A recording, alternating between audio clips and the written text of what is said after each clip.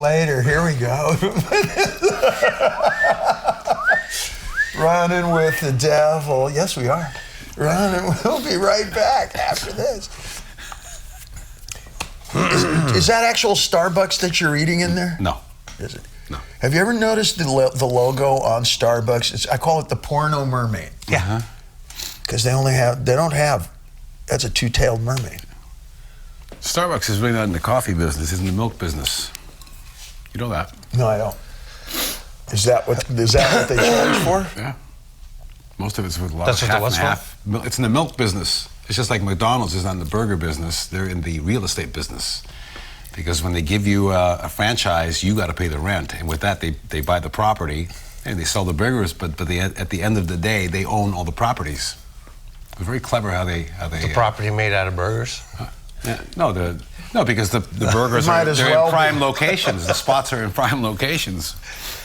Might as well be. You know what? That's a good subject to start. Twist the logo away from there. What was our original recording deal on records? Because most people don't really know what happens behind records. What's really a producer? What's really what's really a mix? What's really I know what they called it. They called it a Motown deal. Okay, go ahead, man. Which was, as you remember, I'll do it, and then you do it. Which was an 11-point deal. What do you mean by 11 points? That we didn't find out until much later. That a point is 1%, not of 100%, but 1% of 90%. And the basis for that came from in the old days when 78s were delivered. Upon delivery, approximately 10% of the product broke. So they paid you on 90% of the delivery. Oh, if you watch Boardwalk Empire right now, 1920s, those are acrylic records, really heavy breakable ones. My father gave me a collection of Al Jolson, on 78s that I actually broke. They fell from the desk, and they're priceless now. I'm killing myself, but they broke into pieces. And 1 out of 10 of those broke in 1924. So you're not getting paid on $1. You're getting paid on 90 cents. Records look like CDs, but they're bigger. So it's one penny out of 90 pennies is a point, basically. Okay? Now, we had an 11-point deal, and 3 points went to Ted, our producer. The producer. Okay? Ted still makes more money than I do on those first 2 Oh, yeah, records. he makes more than all of us. But he's still Ted. Now, okay, so that leaves 8. Out of the 8, we had to pay agents, attorneys.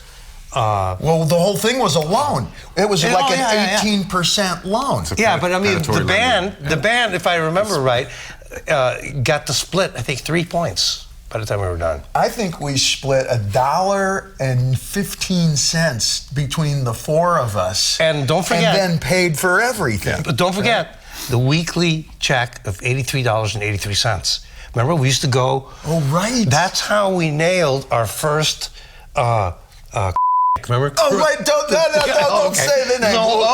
Sorry. We'll blank the name. Our first beep accountant, because Dave and I went to City National Bank in the heart of financial district. What is it? Century City. Century City, and we walked in the way we dress, and of course everyone there wears suits and ties. So immediately we walk in with a check, and the woman looks at us and went, "Hold on, I better check the signature card here, because we're the whatever." Because well, remember what we looked like too at the time. Compared to in the times, we're still upsetting to most people. Compared to the normal banking when we meant to be upsetting. We don't mean to be upsetting now. That's maturity. With Ted now. Anyways, so the woman looks at us and she goes, "Oh, excuse me, I'll be right back." And you see her huddling with some other people looking at a signature card. And finally, Dave and I went, "Hey, excuse me, can we see that card?" And lo and behold, besides the 4 band members' names on it, there was an attorney's name, there was our manager's name, and half a dozen other, the 3 Stooges, Darth Vader. Now, what a bunch of idiots. Yoda. Because they were ripping us off at a time when we were only making $83.83 a week. They should have waited. Oh, but here's the best part. Here's the best part. We were a combination of Mad Max, Road Warrior at the time. Remember, I was wearing the black leather chaps, and Al had the leather straps on the drums and stuff, remember? And the only place that we could find that was at the Pleasure Chest, the sex store that was famous on Santa Monica Boulevard. I believe it's still there, or Hollywood Boulevard. It was one or the other. Santa Monica down by, This is way back.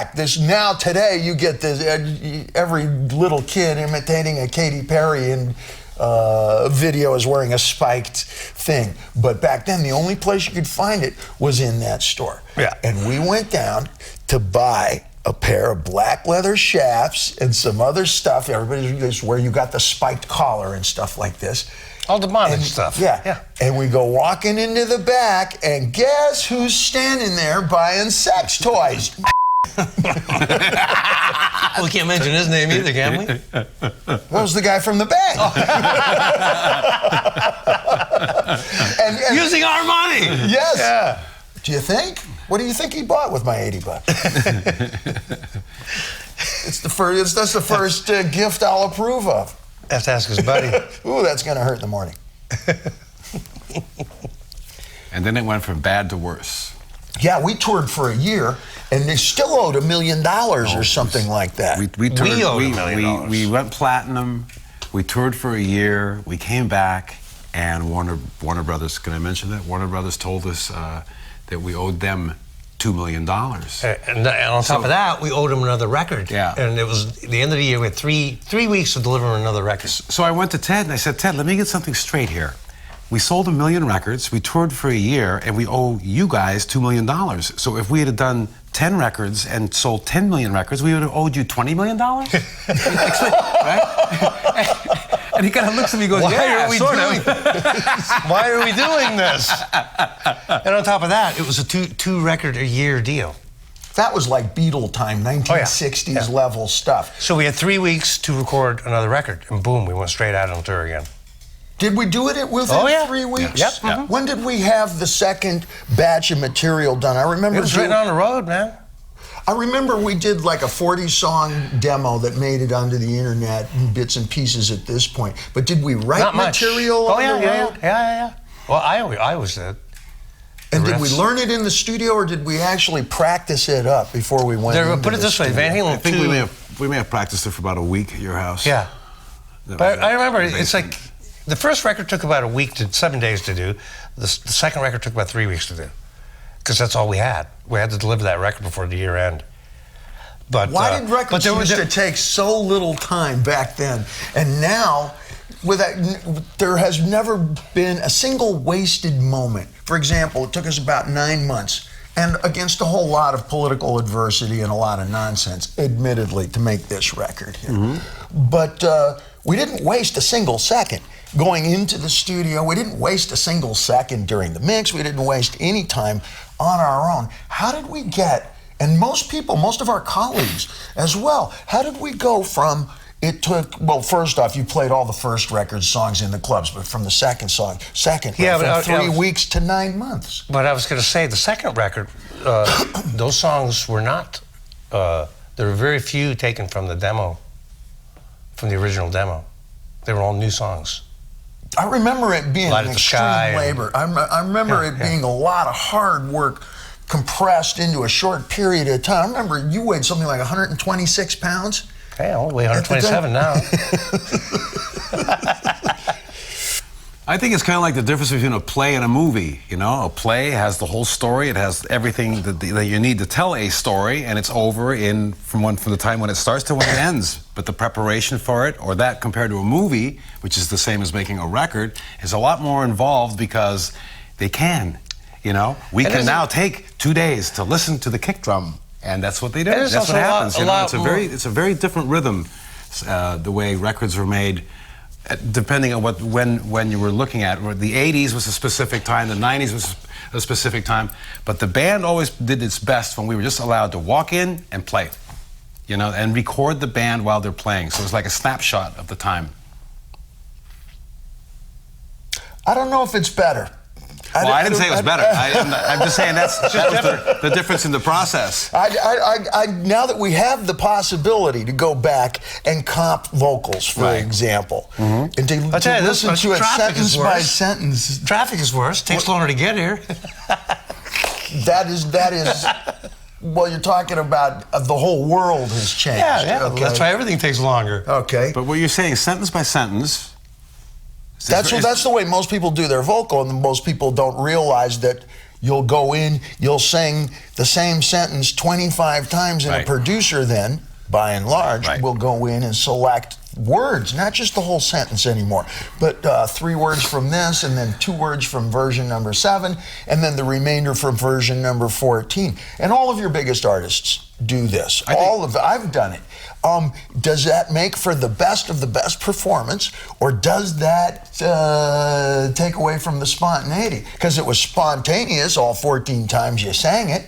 I mean, it took you 20 minutes to sing it 14 times. Yes, you can be spontaneous for 20 minutes. Those of you who've been married for longer periods of time know exactly what I mean. Al Green did mean it or not. Al Green did word for word. Well, that's what I mean. Spontaneous is that you mean it. It's not spontaneous. Right, exactly. Fabricated and you're just trying to You got to mean something. it. That is all spontaneous. Yeah. Well, after 20 minutes, I don't mean anything. Right.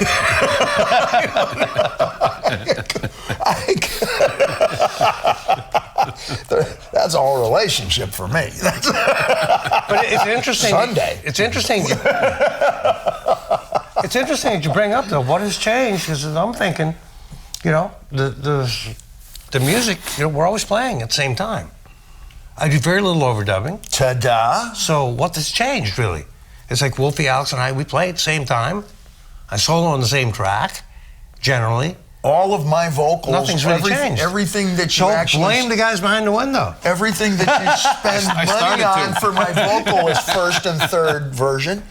Virtually everything I sell for a living is within the first 3 takes. I've done 27 takes, but inevitably everybody The ones you goes, end up using are usually the first ones. Before you think yourself past genius, you got a good question there. What does take?